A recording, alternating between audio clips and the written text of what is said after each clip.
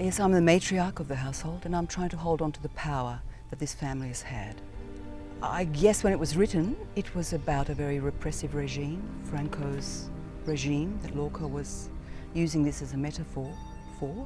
I think you might find it surprising how that relates to contemporary Australia.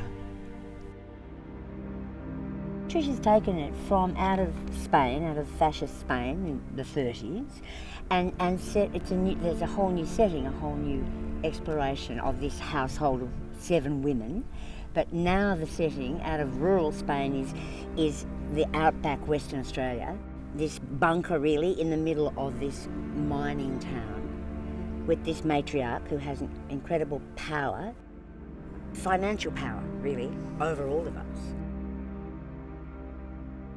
It's about how you negotiate your way in a man's world. And how do you do that as a woman?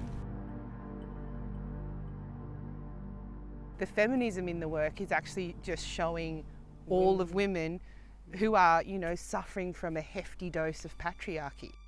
It's like we are even as far as we can go to kind of define ourselves for ourselves. We're locked into this idea of money and of what men think of us and competing for men. And how insidious misogyny actually is because of, you know, the way in which women internalise misogyny.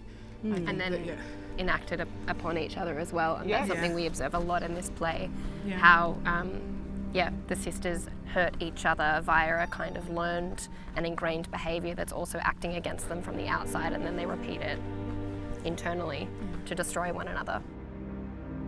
Patricia writes characters that are nuanced and that are complex and flawed, but she also writes deeply into the body, the politics that are at play.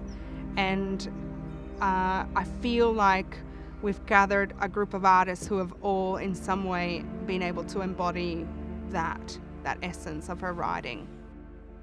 Patricia Cornelius's writing for me is a pool of stuff that I want to speak. She writes stuff and words and is a voice that as an actor I really kind of search for, and when you do search for it you don't find it very often. You don't find it on many of our main stages. I've never worked in a Patricia Cornelius play before, but I've always wanted to, so it's a kind of dream come true. Yes. I think for all of us, I think we speak as one. And because she's such a, you know, unique voice and so brave and uncompromising and unsentimental, and